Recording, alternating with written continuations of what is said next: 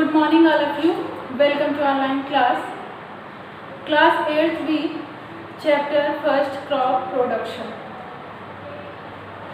Next heading, irrigation means सिंचाई. Irrigation means supplying water to the crops in the fields at specific intervals. Irrigation means सिंचाई. इसके अंतर्गत water को field में supply किया जाता है. Water is important for crops. Water crops के लिए बहुत ही इम्पॉर्टेंट है. Germination of seed does not take place without water.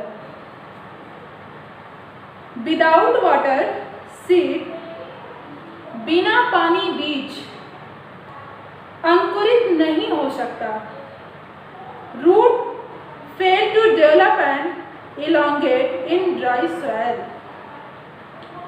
जड़ें यानी रूट्स सूखी मिट्टी में, इन ड्राई सॉइल सूखी मिट्टी में विकसित और बढ़ने में यानी डेवलप एंड इलोंगेट यानी विकसित और बढ़ने में विफल हो जाते हैं. Nutrients cannot move up from the soil in the absence of water. Without water, soil में nutrients move नहीं कर सकते. It protects the plant from frost and hot air currents. Without water, plant ठंड और गर्म बाल धाराओं से बच नहीं सकते.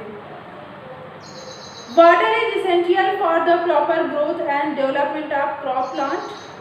क्रॉप प्लांट्स के लिए वाटर बहुत ही ज़रूरी है उनकी ग्रोथ और डेवलपमेंट के लिए यानी वृद्धि और विकास के लिए.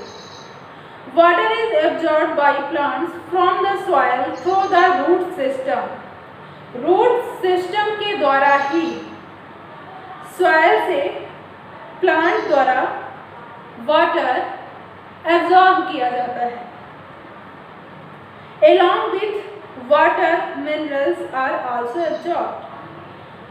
इसके अंतर्गत वाटर और मिनरल्स भी एब्जॉर्ब किए जाते हैं. The time and frequency of irrigation varies with crops, soils and season. गेहूं सिंचाई के मामले में पौधे के विकास के विभिन्न चरणों में आवश्यकता होती है. For example, in the case of wheat irrigation is required at different stage of plant growth. जैसे गेहूं की फसल के लिए सिंचाई के विभिन्न चरण में आवश्यकता होती है. In the case of standing water is required in the field in the case of rice. जिस तरह से राइस के लिए वाटर की अधिक मात्रा में आवश्यकता होती है, इन समर गर्मियों में frequency of irrigation is high due to increase rate of evaporation of water from the soil and the leaves. गर्मियों में मिट्टी और पत्तियों के द्वारा वाष्पोत्सर्जन की क्रिया अधिक बढ़ जाती है, इसलिए फसलों को सिंचाई की अधिक आवश्यकता पड़ती है. सोर्स ऑफ इरिगेशन, सिंचाई के स्रोत. Fields are irrigated with water from ponds, lake, canals, wells, tubewells, rivers and dams. सिंचाई के लिए पॉन्ड्स, तालाब, लेक, कैनल्स, ट्यूबवेल्स, झील, नहर, ट्यूबवेल ये सभी बहुत आवश्यक हैं और यही सिंचाई के स्रोत हैं. The water is supplied to the fields by different methods. Field में वाटर डिफरेंट मेथड्स के द्वारा सप्लाई किया जाता है depending upon the region to be irrigate. ये सिंचाई पर डिपेंड करता है. ट्रेडिशनल मेथड ऑफ इरिगेशन, पारंपरिक तरीके सिंचाई के. इन दिस मेथड इस मेथड में cattle or human labour is used, पशु या मानव श्रमिक यूज किए जाते हैं। Hence these methods are cheaper but less efficient. इसके लिए विधि सस्ती और कम कुशल है। The different traditional methods are mode, chain, pump, राहत, डेकली, etc. इसके लिए विभिन्न प्रकार के ट्रेडिशनल मेथड हैं, यानी पारंपरिक तरीके हैं। एग्जाम्पल पंप है, राहत, डेकली, बहुत सारे ऐसे पारंपरिक तरीके हैं। मॉडर्न मेथड ऑफ इरिगेशन, आधुनिक तरीके से सिंचाई। Modern methods of irrigation are and at conserving water, आधुनिक तरीके से सिंचाई के लिए पानी को संरक्षित करने के उद्देश्य से किया जाता है। At the same time, these methods ensure that water is equally distributed in different parts of a field. इस मेथड के द्वारा वाटर को फील्ड के डिफरेंट पार्ट में सप्लाई किया जा सकता है। The two commonly used modern methods are given below. इसके लिए दो कॉमन यूज मॉडर्न मेथड्स हैं। वो first number sprinkler system. You can see in the picture, आप पिक्चर में देख सकते हैं।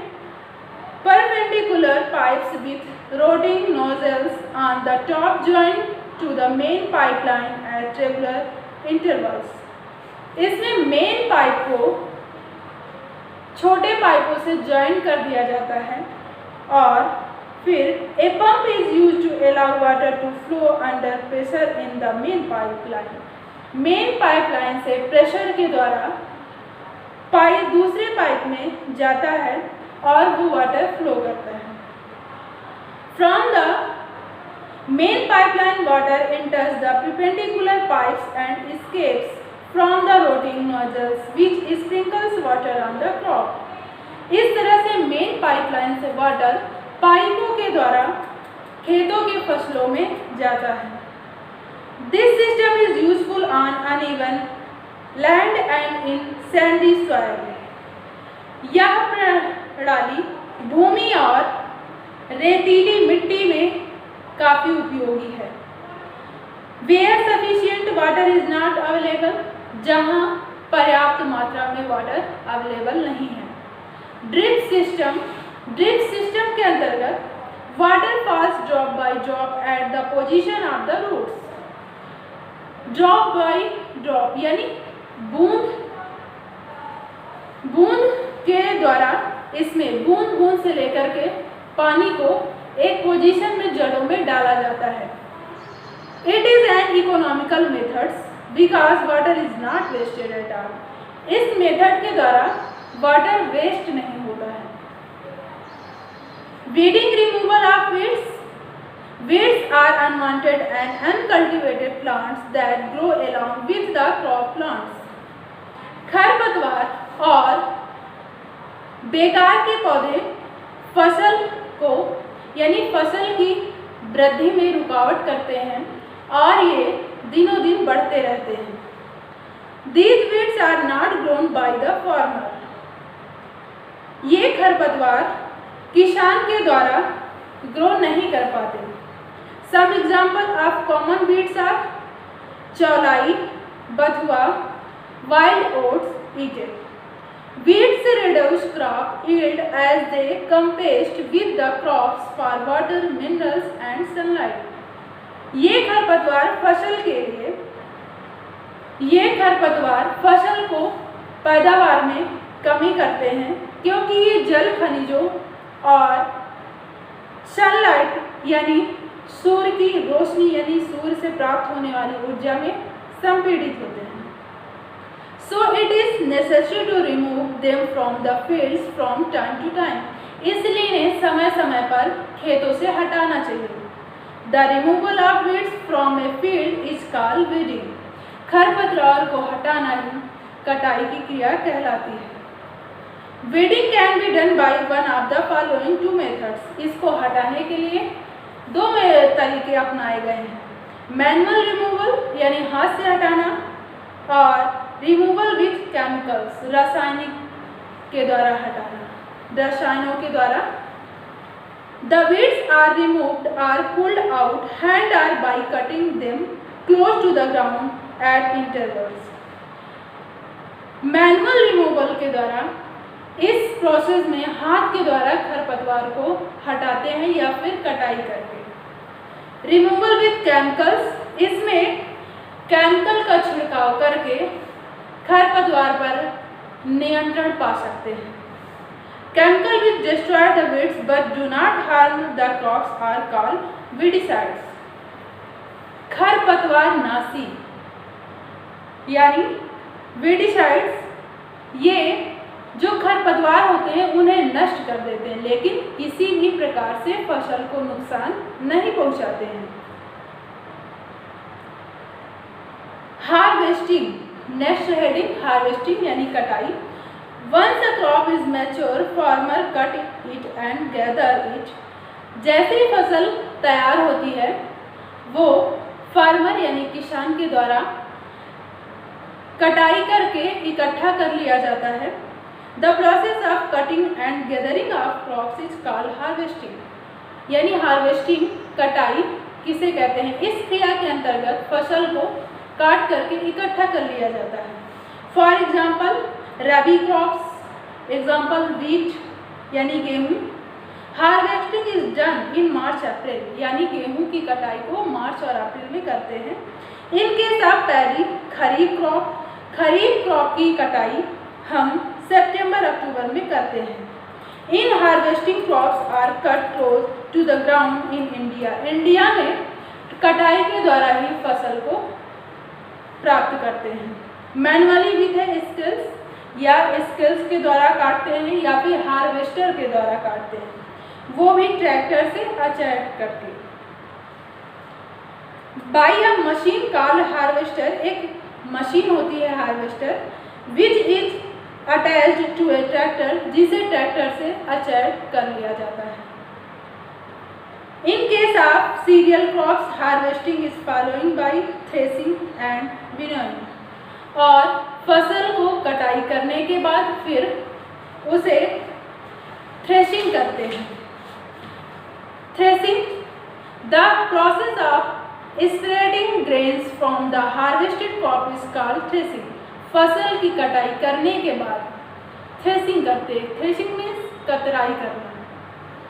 Threshing may be done either manually by striking the harvested crop against a hard surface और by a machine called thresher.